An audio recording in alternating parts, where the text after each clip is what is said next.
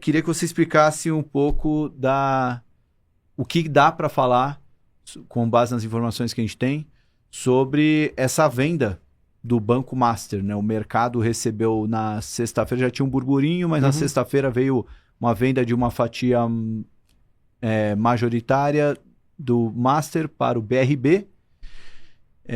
Só que notícias ainda saem, não vai aprovar, não vai. Aí teve a notícia do Lauro Jardim falando que o BTG ofereceu R$1 pelo Banco Master, enfim. Explicando para alguém que não faz ideia do que está acontecendo, o que é essa venda do Banco Master, o que está acontecendo com o Banco Master? Acho que primeiro, assim, por que criou-se esse problema, né, que está sendo endereçado? Remetendo ao que a gente já falou mais cedo. Então, o Banco Master, ele conseguiu como reunir tantos depósitos? Porque ele distribuiu em canais, em plataformas de varejo, então, das várias corretoras que sabemos quais são, e oferecendo o quê?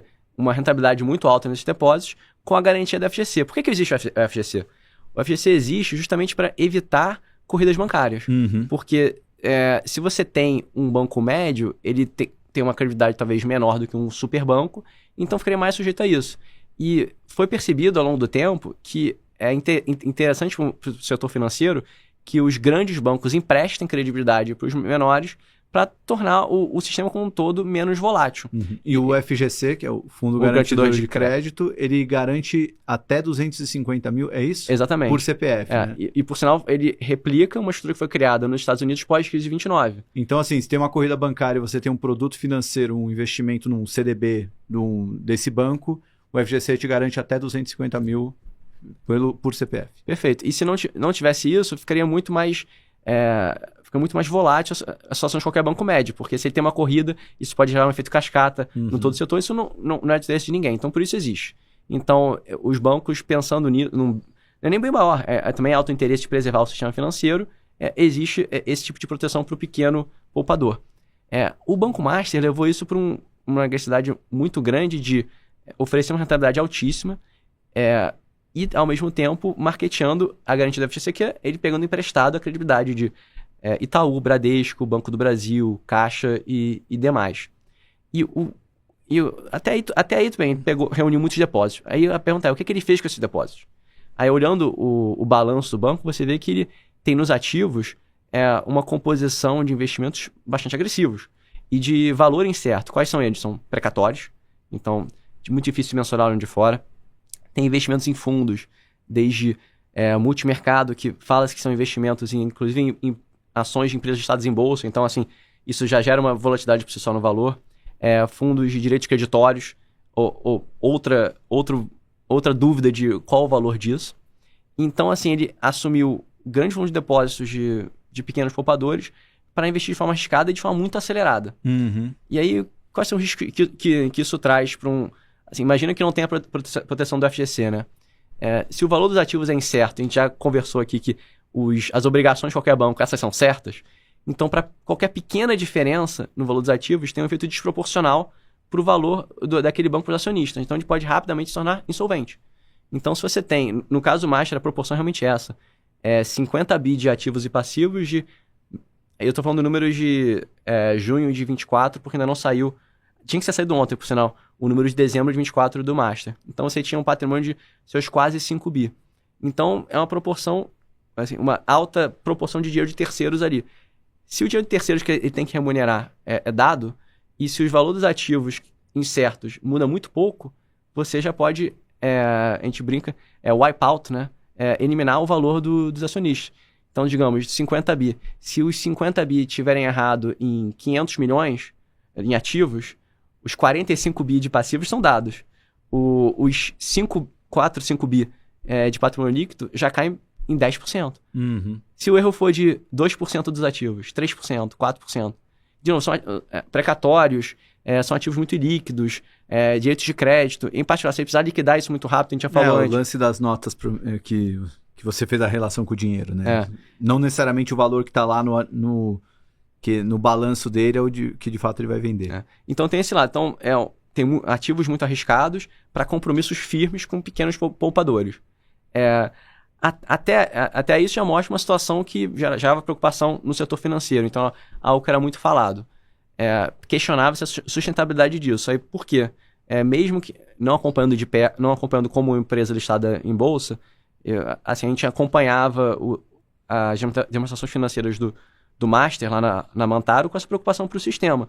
E já era flagrante. Você olhava, além dessas questões de patrimônio que eu mencionei, eles mesmos têm na demonstração de fluxo de caixa um ajuste do lucro líquido que eles reportam para o que era um lucro líquido ajustado, que é uma métrica mais justa, porque eles tiram o que seriam receitas não caixa, não dinheiros que eles reconheceram no período. Uhum. Então, o que era um lucro de alguns milhões virou um prejuízo na conta deles. Isso, quem abrir consegue ver, tem essa conta resultado ajustado. Então, já era uma situação que gerava preocupação em relação à solvência e à sustentabilidade do banco. Bem, aí o que teve de novidade? Foi anunciado que o BRB vai comprar o banco. Aí já entra o primeiro detalhe. Vai comprar o banco, mas devemos ficar atentos aos detalhes. Vai comprar todo o banco? Ele vai comprar um recorte de ativos e não levaria... Isso é fato, assim, no comunicado oficial do BRB, o fato relevante a mercado, ele noticiou que ele não vai ficar com todos os ativos do Master, vai ficar com uma parte. Uhum. Então já fica uma questão para... Tudo bem, mas você leva os ativos, mas você leva ativos com quais passivos? Você tem que levar um balanço equilibrado. Se ele atribuir um valor que foi falado que era 0,75% do valor do patrimônio do Master, é porque sobra alguma coisa para o acionista. Então, ele não vai levar todos os passivos para sobrar alguma coisa e ele pagar os antigos controladores do Master. Então, tá bom. Então, só uma parte dos passivos vão para o BRB e essa outra parcela? E como é que fica essa outra parcela que tem como contrapartida ativos de valor incerto? Então, isso já é parte do problema. Então, como acho que o pequeno poupador que tem CDBs no Master, hoje não dá para saber se você se torna um credor do BRB ou se torna um credor desse outro recorte, digamos, com os ativos mais arriscados. Uhum. E aí tem essas outras especulações de quem vai assumir essa outra parcela. Assim, não se sabe se realmente a transação proposta vai ser aprovada como foi anunciada. Está sujeita à aprovação do CAD, especialmente do Banco Central. A gente já falou aqui, o Banco Central não aprovou algo muito mais trivial, assim, de risco para o sistema, mas assim, não aprovou questões concorrenciais, foi XP e Itaú. Então, assim, o Banco Central é presente nessas discussões e vai avaliar o caso. E, além disso, tem uma questão que, mas parece ter sido um arranjo típico de quando você quer salvar algum banco, de você separar o bom banco, o good bank, e o mau banco, o bad bank. Então, parece que o bom banco vai para o BRB, se for esse o arranjo. E aí, quem fica com o banco ruim, o que sobra? E como ficam as garantias dos credores, de quem tem depósito no Master em relação a esse banco ruim? As últimas especulações é que talvez o BTG tenha interesse em uma parcela disso, dos precatórios, mas acho que está muito incerto.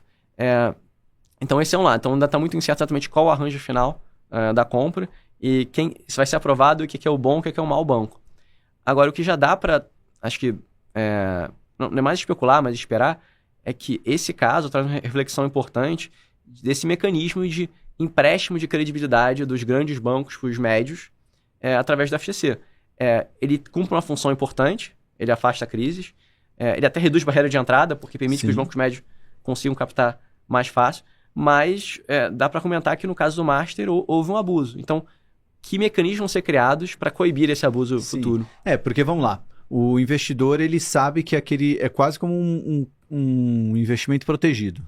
Porque ele está investindo em algo mais arriscado, não está comprando CDB do Itaú para comprar do Master, porque sabe que vai ganhar mais, e tem a garantia ali de R$250 mil até o FGC. E o fato de estar em várias plataformas também é como se fosse aquela chancela, né? Não, eu estou comprando pela XP, pelo BTG.